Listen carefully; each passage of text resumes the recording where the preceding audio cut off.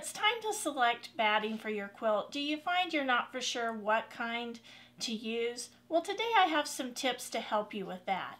Now, the first tip I want to talk about is you need to know the purpose of your quilt. For example, if I'm making a pot holder or a bowl cozy or a hot potato bag that you put in the microwave, you're going to need to use 100% cotton. If you're making mug rugs or wall hangings, you don't need to use really thick batting. You can use a batting that lays flatter and holds its shape. So it's really important to know the purpose for your quilt. Another good example is if you want to tie your quilt, or if you want like more of a comforter feel, more like what you would get when you use a high loft polyester batting. So you need to be sure that you're choosing the right batting for the right job. Now, another thing you need to think about when choosing your batting, and this is an important one, is the color of the batting. There are actually three basic colors that batting comes in, and kind of a new fourth batting. But the batting comes in black, natural color, which is a cream color, and it comes in bleached, which would be your white. There's also another polyester batting called Dream Green, and it is made out of 100% recycled plastic bottles, but it can give a green cast or a bluish cast to your quilt. And the reason it's important is because this will show through and will change the color of your quilt. For example, if you have a white background and you put a cream batting in there, it's going to have more of a cream colored tint to it than just a pure white. Before I really knew that you needed to consider the color of the batting, I did use a lot of cream. So, but now since I'm using more white backgrounds, I use a lot of bleached batting. So color is important, and don't forget to consider that when selecting your batting. The next tip is to consider the size of batting you want, and you're going to need to add 6 to 8 inches to allow for overage when it's being quilted, because that batting will shrink up a little bit. So, and of course, all of the battings have the size listed on there. Now, you also want to consider the loft when you're deciding on a batting, because there are high loft battings and low loft battings.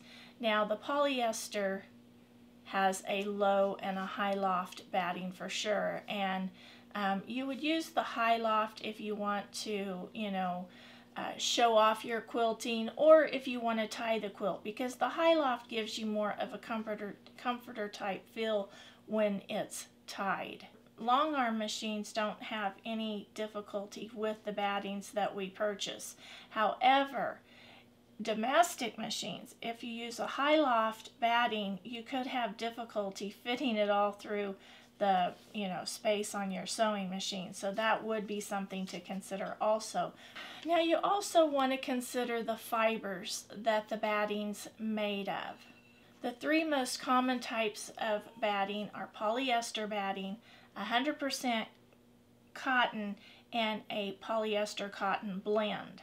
Now, there are some others. There's wool, there's silk, there's bamboo, and there's also a fusible batting. You can use the fusibles to make, things like bags. I've only used wool batting once, and I typically use a 100% cotton or a cotton polyester blend, which would be the 80-20 blends. Now, there's another important thing to consider when you are deciding on the type of fiber you want to use. I really do like the Warm and Natural products. I do prefer the bleached over the unbleached, and this Warm and Natural has little specks. These little specks are little pieces, I believe, of the cottonseed hulls used to make this. And I do use this for projects with dark fabrics where there's not any type of light background or any type of light fabric in it. And the reason you need to consider this and watch for this is because it can really mess up your quilt if you make the wrong selection. And on this quilt, this was a white quilt that I had quilted, and I used this Warm and Natural. Well, at the time I didn't know better, but now I know better. When I got my quilt back and when I picked it up from the quilters, I asked her what was all over my quilt. And she didn't know what was. She said, well, there's nothing on your quilt. It looks like there's something all over this quilt because you can see the little specks showing through all over the quilt.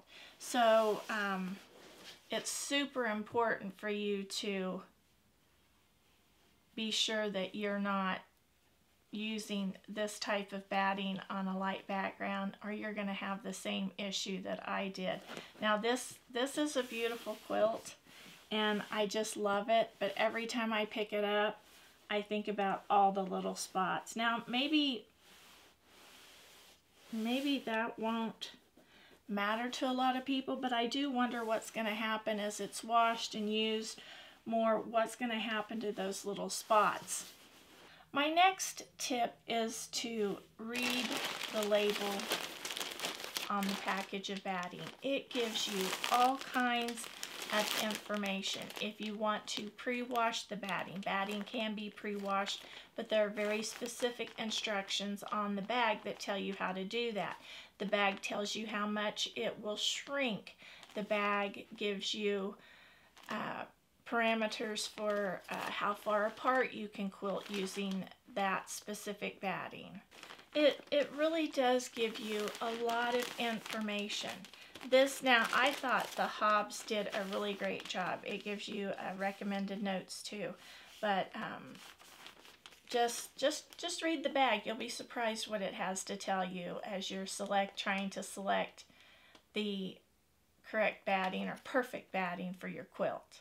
Now there are several different companies that make batting, and you can explore the different types of batting. I like the Warm and Natural, the bleached Warm and Natural, and I like the Hobbs premium cotton batting. Now I do use the blends as well.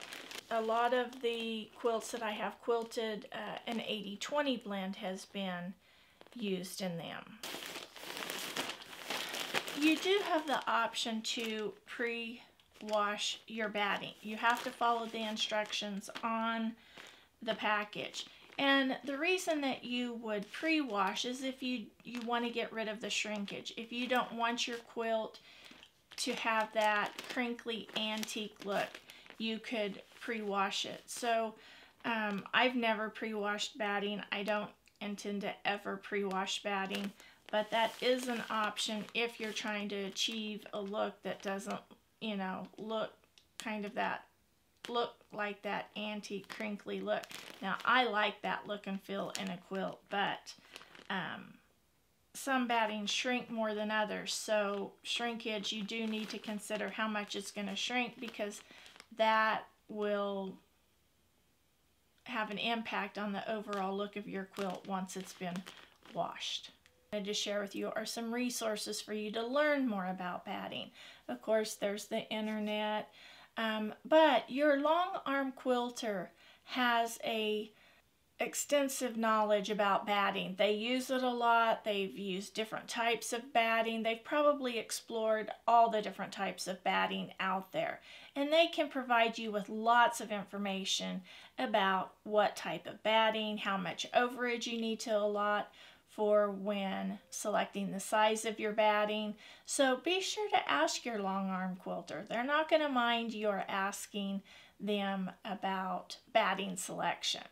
Another resource I'd like to share with you is this little carry-along reference guide for quilters. Krista Mosier puts this out. This is an excellent little resource. I didn't cover everything there is to cover regarding batting, but this little reference gives you the pros and cons of each type of batting that's out there. So this is just a great little resource. My last tip is to experiment with different types of battings. You can make small quilt sandwiches and wash them to see what the outcome is and to see how you like the outcome of each type of batting. In the comments below, please be sure to tell me what kind of batting you use and why you use that batting. Those comments help everybody. So please do that in the comments below. And until next time, have fun quilting.